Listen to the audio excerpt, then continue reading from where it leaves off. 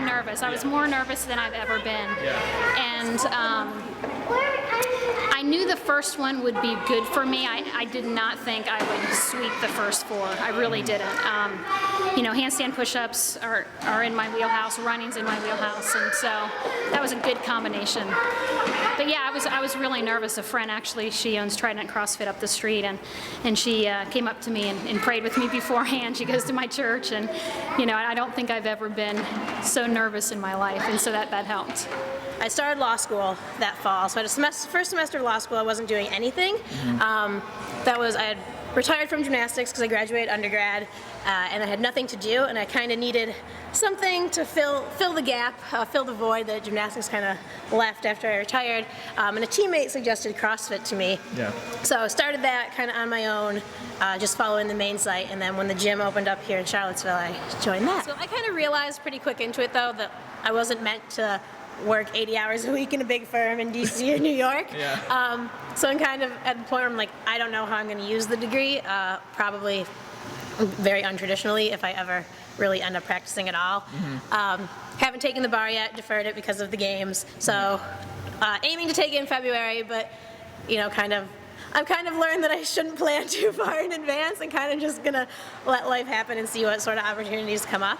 So if anyone's watching this video and has a need anyone has need for someone with my unique skill set, I am available. Who can do CrossFit? Can do CrossFit and almost provide legal services.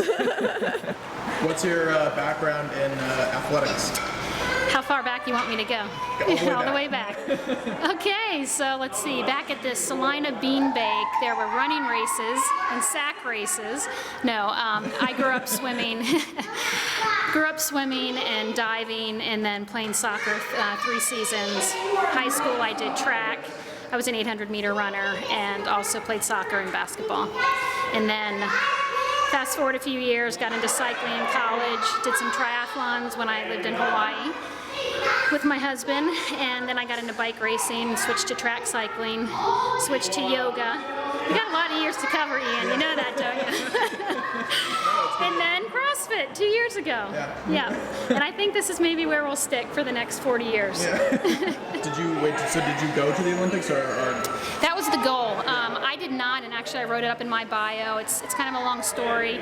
Basically, there was an Olympic trials event. I won that event, but because of the rules they had in place, you had to meet a certain time standard, they did not take me to that next World Cup, which essentially prevented me from qualifying for the Olympic team. So when I say I didn't make the Olympic team, I definitely think I was on the trajectory. I was the fastest, the strongest that day.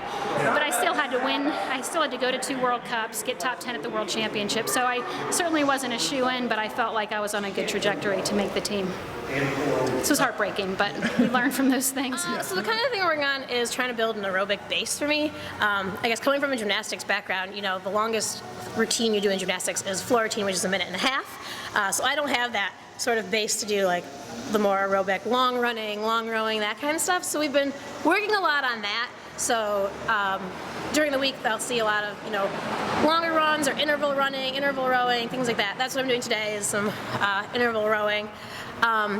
The weekends are kind of set up more to mimic competition style, so that's where more of the heavy loading goes on, the more multiple WODs, Friday, Saturday, Sunday. But he's really good about programming, like, you know, making sure you're getting enough rest, and we've been working on nutrition and stuff like that. So here, like queen a lot of times.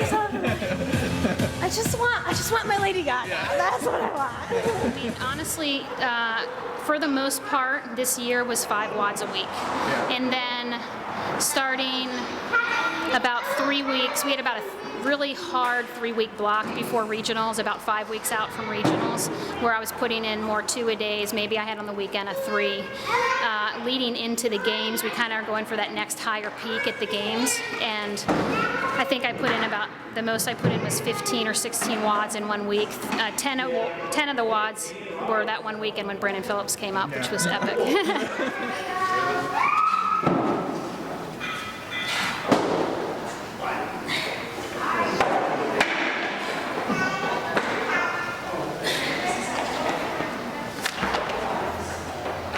Yeah, the weird thing with the sport is that it's progressed so quickly. We've gone from what, $500 first prize or $1,000 to $250,000 in 5 years. Is that right? So it's kind of like nobody took it seriously for 2 years, and then people started to like it a lot, and then '09 it got to sort of be a big deal. 2010, really big deal, Home Depot Center, and now huge money, Home Depot Center. So I think the issue is that the athletes have got to understand, if you're that high of a level, you may have been a elite soccer player or something like that. You come over to this, and all of a sudden you're really good. You're a competitive athlete here. That you got to have somebody that knows what they're doing. I mean,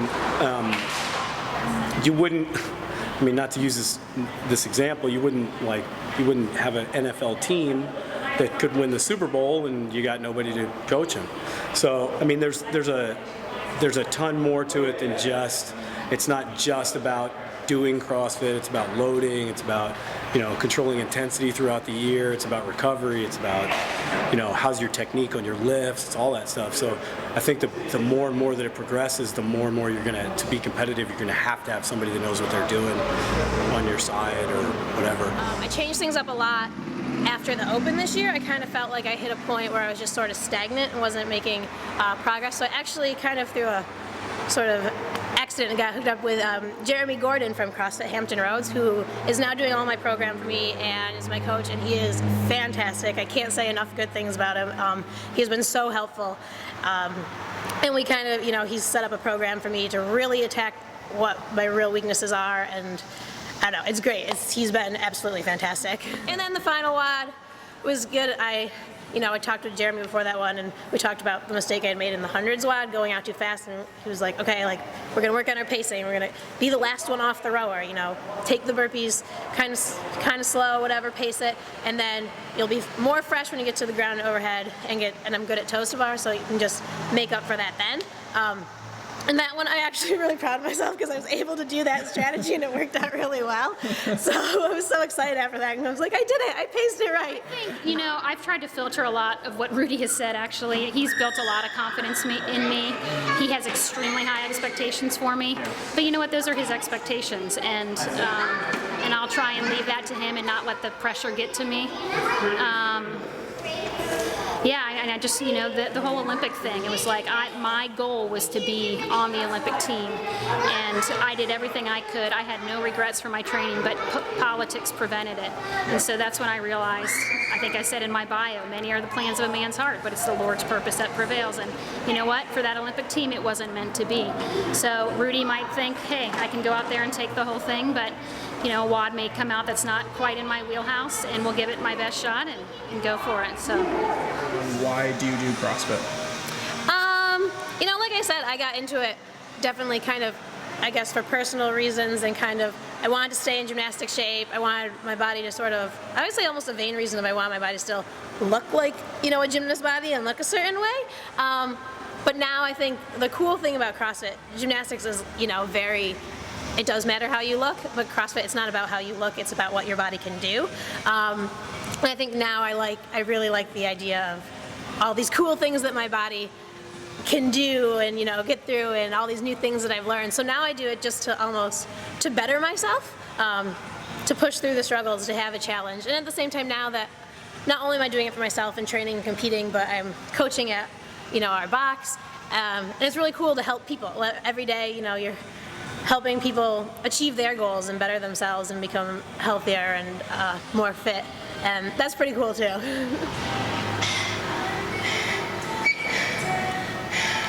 So rowing sucks? Rowing sucks. I hate rowing. There's a thing in our culture Right. where girls are meant to think a certain way about their bodies and the way that they look. Yeah. And that doesn't, that way that girls are sort of encouraged to think about their bodies doesn't fit with the way that you end up looking when you do CrossFit. Do you know what I mean? Yeah, Do you think about that? Yeah. So definitely I think my situation is a little different because of gymnastics, I've always had the really muscular body type. But still, there's a pressure in gymnastics, to be tiny and thin while you're still having muscles. So it is kind of that ideal body type is the really ripped and lean lean body. So I've kind of always grown up with that as the ideal that you're striving for. Yeah. But I think, there is that pressure, just in society for girls to be thin and model-like and twig-like, and that's, I love the idea that you can be strong and be sexy, and I think CrossFit's all about, really tries to portray that.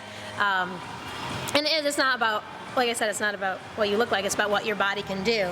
And that's something I really like about CrossFit. And, I'll be the first one to admit that even now, I think the ideal body type is, that strong, sexy body type, but I get intimidated looking at some of the other CrossFit women and seeing, how wonderful and beautiful and gorgeous their bodies are, and, like the wonderful six-pack abs, and still I even look at that and be like, oh, I want to look like that.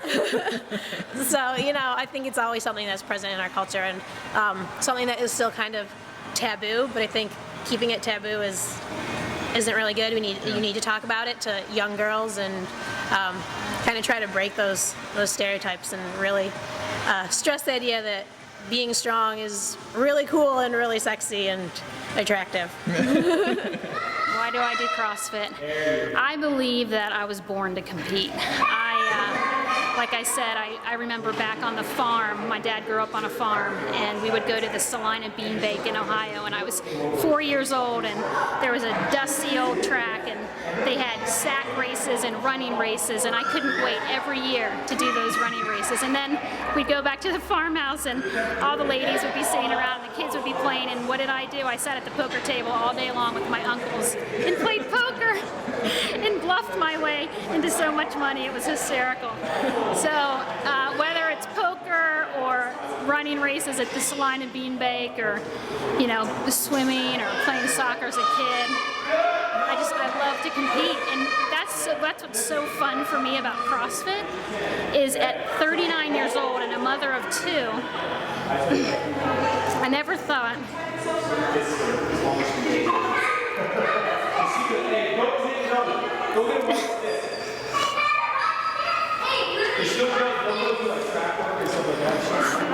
I never thought that the Lord would give me something to do that I love so much again. And He did. So.